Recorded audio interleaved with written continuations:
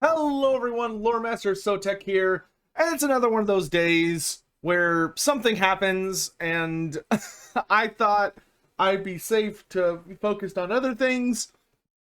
So of course the universe immediately punishes me by Creative Assembly releasing stuff earlier than I thought they would. So here we are at the end of the day, finally checking out the campaign map flyover for Total War Warhammer 3. I have not seen this yet. This is my first time watching it, so I am going to record kind of my thoughts as we check it out. Hopefully it's really good.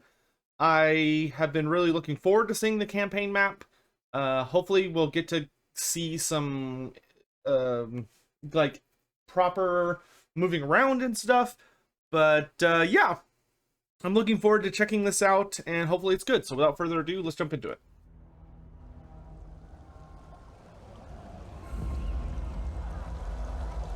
Beyond Reichland, Ostermark, and the reach of the Empire stands a frozen bulwark. Kislev, a fractured kingdom besieged from within. Okay, so real quick, man, so wow, it's definitely different look. I don't know how to express it exactly, but it's almost, it looks like they're using a different system to make the terrain. Like, I don't know if maybe it's just because of the way the camera is overviewing and like looking at everything, but I don't know what it is. Something's throwing me off, but it feels substantially different looking than it does in the current game. And the reach of the Empire stands a frozen bulwark. Kislev, a fractured kingdom besieged from within and without by enemies of ideology and chaos. Tsarina Catherine, daughter of Tsar Boris the Beloved, rules from the peaks of the Boka Palace in the city of Kislev. The Ice Queen must lean heavily on her ice court if she means to bring order and security to these turbulent lands. Looks good. I guess I should turn my camera on for this, shouldn't I? Since it's like technically a reaction. Hello.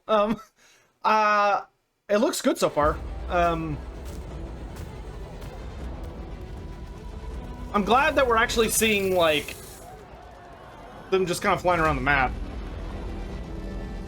But there are those who do not approve of Catherine's reign. Oh wow, Kostaltin is way up there. Castle Alexandrinov, stronghold of the Great Orthodoxy and seat of Supreme Patriarch Kostaltin, that the Tsarina faces the most immediate threat to her rule. These two Kislevite figureheads. Ooh, I really like that castle. So they might employ powerful boons from their pantheon of gods.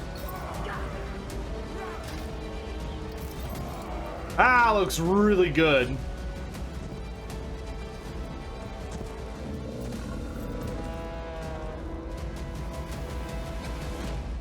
I gotta say, so far I'm really digging the soundtrack. Oh, I'm Bloodthirster. There's okay, so there's Hell Pit. Between the northern and eastern oblasts stands the Cursed City. Prague is the bastion of the north, a title earned through blood, corruption, and endless siege. A dying, tainted beast thrashing against the inevitability of its fate. It is weird how much of the Empire is... It's strange to me how much of the old world's on there. Oh, we're skipping right over the Chaos Dwarfs. Far from Kislev's frosty plains loom the deadly mountains of Mourn. Oh, wow. Ogres and oh, wow. make their home, though none more awe-inspiring than the deified Firemouth volcano. Oh, the Firemouth looks incredible. Oh, the Firemouth looks amazing. Wow, now that's a volcano. Yeah, I can believe that's a god.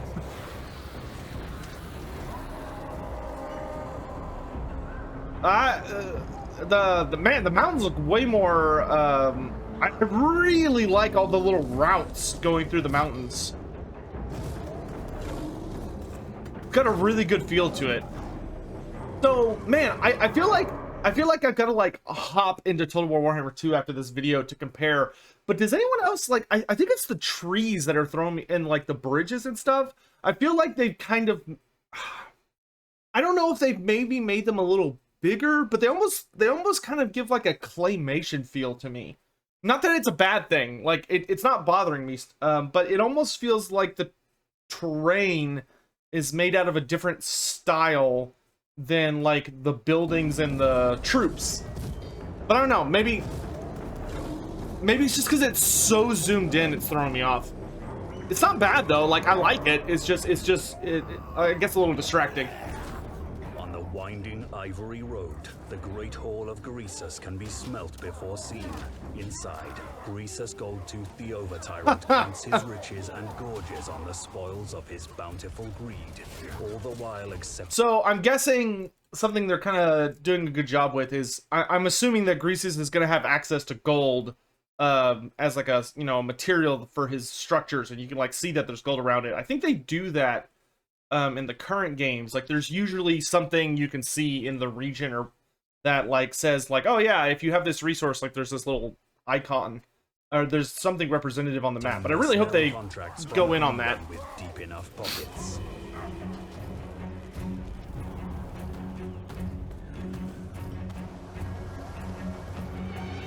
Man, the mountains of Mourn look huge. Further east, straddling the border between the mountains of Mourn and Grand Cathay, is the narrow Worm Pass. Though far from home, Scrag the Slaughterer and his insane rabble have pilgrimaged from the west to pay tribute to the Great Moor, their violent god. Scrag drags behind him a mountain of bloody offerings to feed the beast in exchange. Sucks to be that guy. Oh, look at the floating islands. Alright, so Mountains of Mourn. Oh, man. Oh, they pulled a tricky on me. I thought we were going the other way. Bordering these terrible mountains are the isolated lands of Grand. I really hope they're showing everybody's start location. That would be super kick-ass. Zhao Ming defends Hanyu Port from brazen ogres and burrowing scales. Ah, the Warpstone Desert! Siblings to maintain the harmony between yin and yang. Doing so will ensure Grand Cathay's strength and prosperity. Oh, Cathay looks pretty.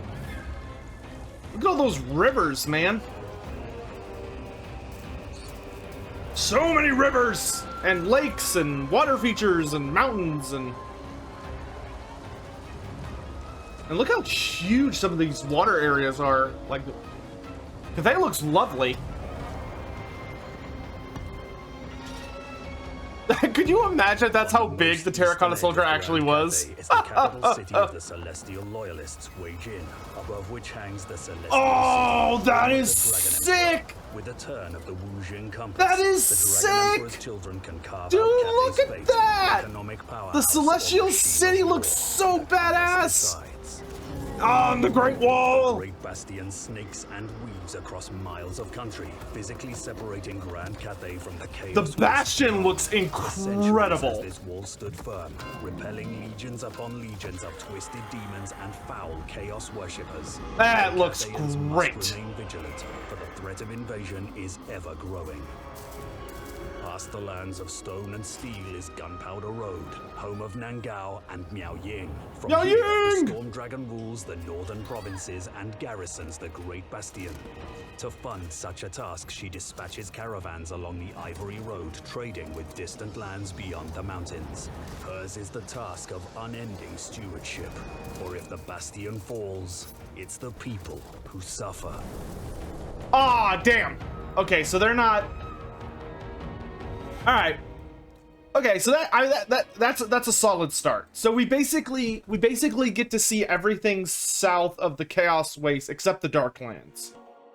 So they don't show us the Darklands and they don't show us the Chaos Waste. And the Realm of Chaos. So they haven't completely tipped their hand yet. I will say I kind of wish we had. I really am looking forward to when we get this map in our hands to just like look at. But the it looks good. I think it looks quite excellent. I'm really excited to get to see everything. and hopefully we'll get to have like you know, in-game focus soon. So you can see the Great Maw over here. Yeah, but I think it all looks man, the Great Maw looks like it is titanic on the map. But oh man, it's weird looking at this because like this is south, this is north, this is east, and this is west because it's looking at it, like turned it sideways to look at it. But it's going to be very, very interesting to see how it all ties together. But it looks great. Like the map looks huge. I mean, Kislev alone is like painfully large. Like just looking at like how long the camera takes to get from here to where Kostaltin is on the coast, like good grief. Tsar Boris the Beloved. Boris lives. So it looks like you got some minor settlements, a lot of bear statues. Go over a bridge, there's another settlement. Go down here, there's another settlement. Go over here, you got a crossroad. Or no, not a crossroad, but then it leads you to this other settlement. You go past this settlement all the way down to the coastline. And then you head north up the coastline and you finally hit Kostaltin. Like, good grief. Stronghold of the great orthodoxy and seat of supreme patriarch Kostaltin, that the Tsarina faces the most immediate threat to her rule. These two Kislevite figureheads vie for the people's devotion, so they might employ powerful boons. So, kind of interesting things. You know, it's funny. I really want to see more about Kostaltin. Kostaltin is kind of the only character we haven't, in my opinion, we haven't really gotten a good look at. Like, we haven't really gotten, like, because Kislev did a bit of a weird thing where their faction reveal trailer was kind of a trial by fire, and it didn't really show off Tsarina Katerin, so she was the focus of the Enter the World of Kislev trailer. And so, which, with most of the other, with, like, Cathay, they did, I think, a better thing, where the reveal trailer was about Miao Ying, and then the Into the World trailer was about Zhao Ming. But what are you gonna do? So I'm looking forward to when we get to see more from Kostaltin. But yeah, I gotta say, this is probably the most standout part to me, is the Firemouth. Like, the Firemouth looks absolutely incredible. No wonder the ogres worship it. That's a hell of a volcano. Yeah, God, I'm so excited, man. We are about 2 months away from release, which is just wild to think about. We're still waiting to find out who the 9th Legendary Lord is, presumably Bellicor, but we're still waiting on the 9th character for the base game. Obviously, you know, you got your 2 bonus guys from the ogre, so the 11th reveal, I guess if you want to think of it that way. We're still waiting on the details for Slaanesh, which I'll be making a video about Nakari, but I'm kind of thinking I'm going to wait to talk about Nakari's Lord mechanics until we get a video about, the,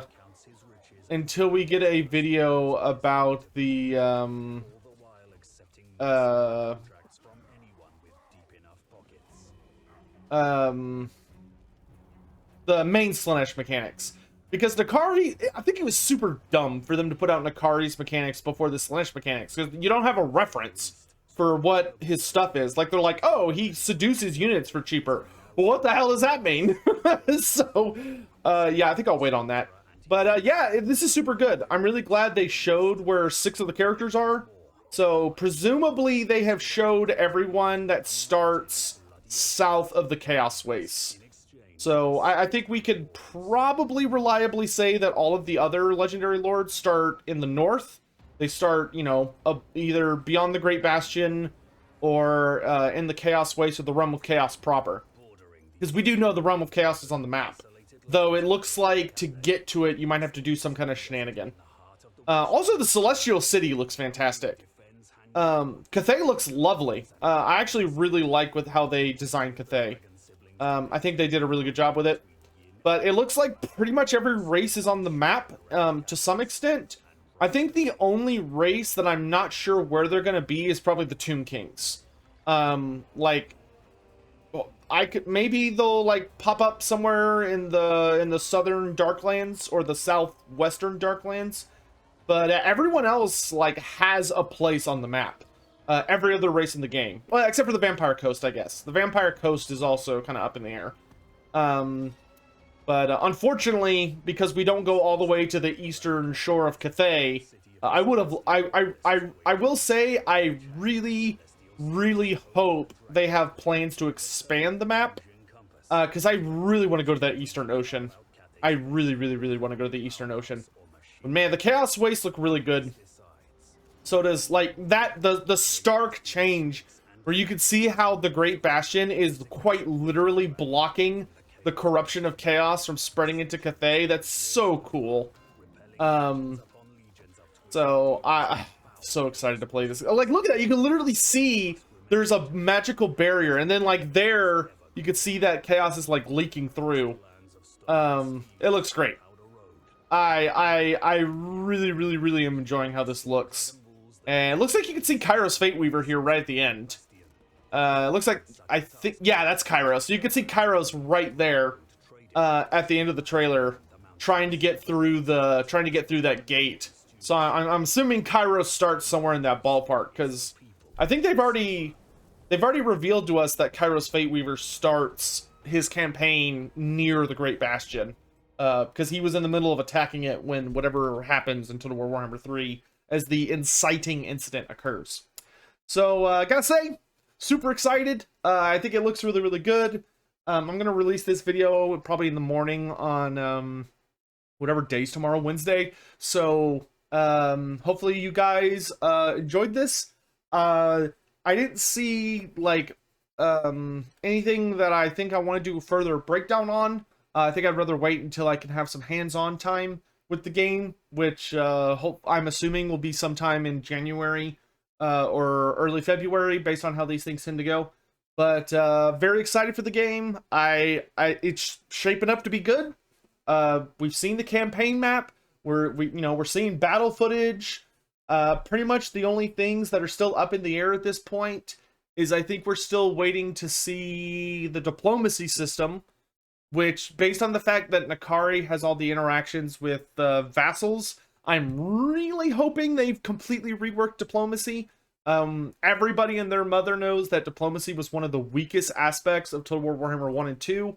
So hopefully there's been a substantial refitting and redesign there. Personally, I think that's even more important than the siege rework was. And the siege rework, in my opinion, turned out absolutely incredible. Minor settlements look incredible. Everything's looking wonderful. So I can't wait to see more. I think the game is looking pretty good. Hopefully it's not too buggy. I'm personally expecting lots of bugs, because that's just how Total War do. But hopefully it'll be in a really good state, and we'll have, a masterpiece of a game, and just the perfect way to cap off just the perfect capstone for the trilogy. So that's gonna be it for me today. Thank you all so much for watching, and I'll see you next time.